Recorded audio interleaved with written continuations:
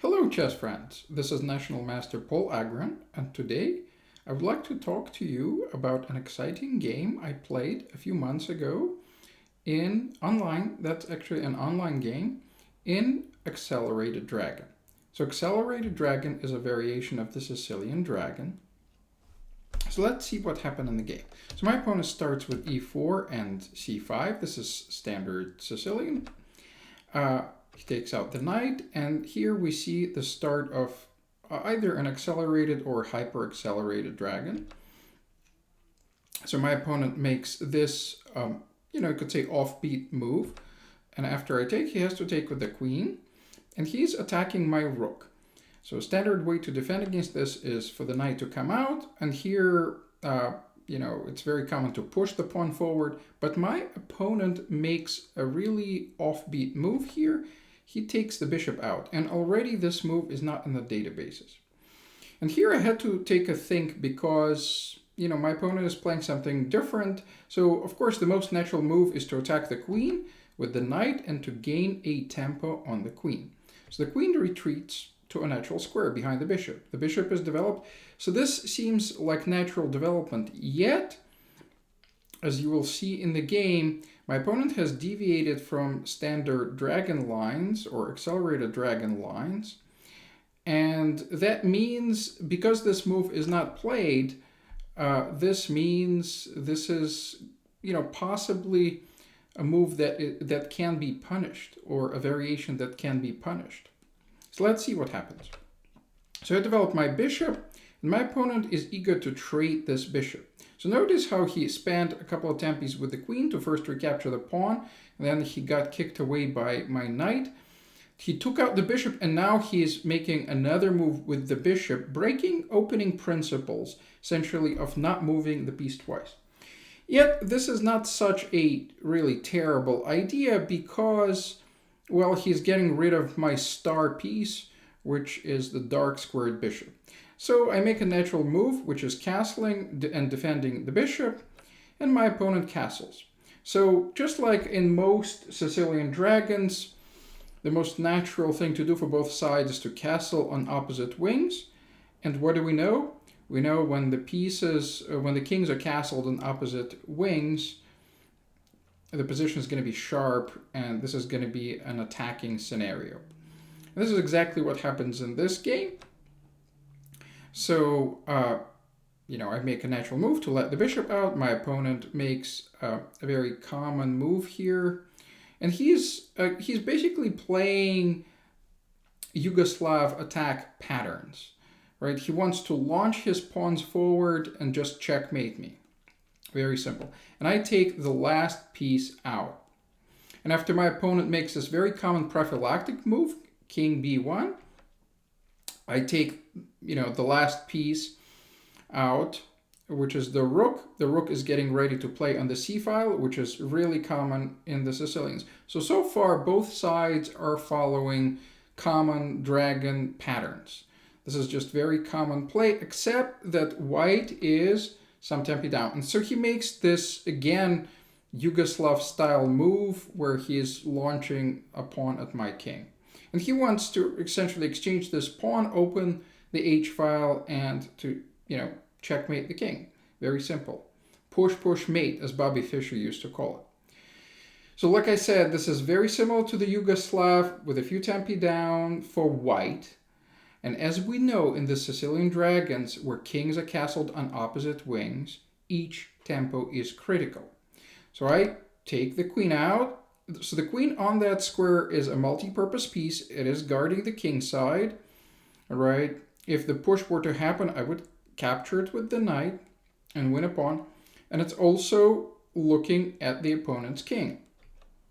And after my opponent obviously pushes, I capture with the knight. And the queen guards against sacrifices.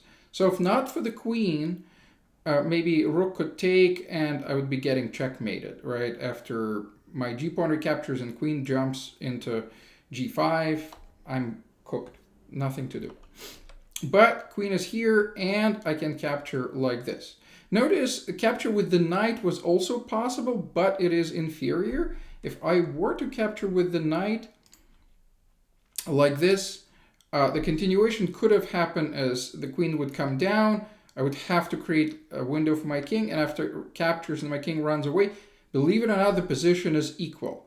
So both sides are, essentially lost a pawn on the h-file, yet the queen is really misplaced, and I'm getting ready to maybe attack it with a rook, but the queen is out of play on the king side. Right, so the play could have continued like this, and like this, for example. Believe it or not, this position is, well, this particular position is really lost, but knight e5 would have defended, and then, for example, knight e5 is possible, and after knight from g to e2, for example, development of the knight, for example, a variation like this, rook h8, and we have a balanced game here. So a variation like this could have occurred.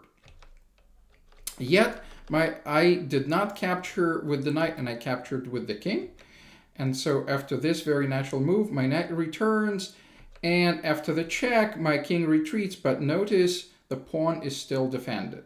So it looks like black's position's hanging by a thread, yet, as we'll see, it is white who is in trouble. So after this very natural move, black is getting ready to reroute his knight to the powerful c4 square, at which point the knight is going to be worth more than either one of white's rooks. Okay, so the knight is getting ready to get rerouted. The bishop has to get developed and defending the pawn, and now I sacrifice. So notice that in this position, actually, this is not even an exchange sacrifice for structure.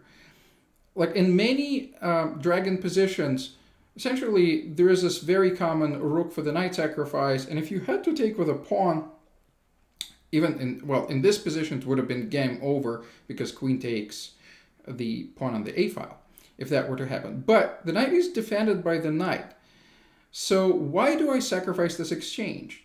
By the way, this is top computer choice in this position. So the idea is to notice that I'm removing one of the defenders of the position from white's queen side, where the king is located. And let's look at the pieces. All of black's pieces are, except for the knight on f6, are participating in the attack on the king. So when the knight is recaptured, I want to get f8 rook involved. So notice in this position, once again, every single piece, the bishop, the knight, the queen, and the rook, everybody is looking towards white king.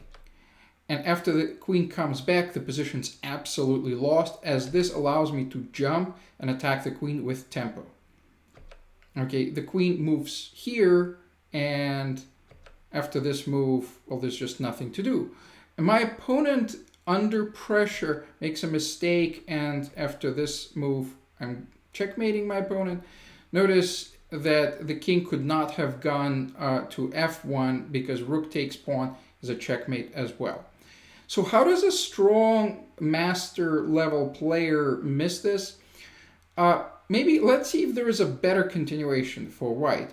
So what about pushing the pawn forward? Well, this would have resulted in a loss in a different way. And there's a cute tactic here. So check. And I'm going to let you guys see, find the tactic on your own. So I'm going to pause for a few seconds.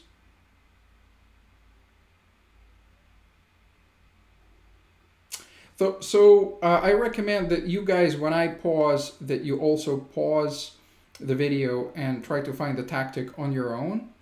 But for those who found the tactic, congratulations. So here, the king comes up and everything seems okay. I could possibly play for a draw here with another check. Seems like there is nothing, like white has defended the position. Yet, there is a deadly tactic starting with this move. Essentially, first, we want to prevent the queen from, prevent queen exchanges. We don't want queens to look at each other.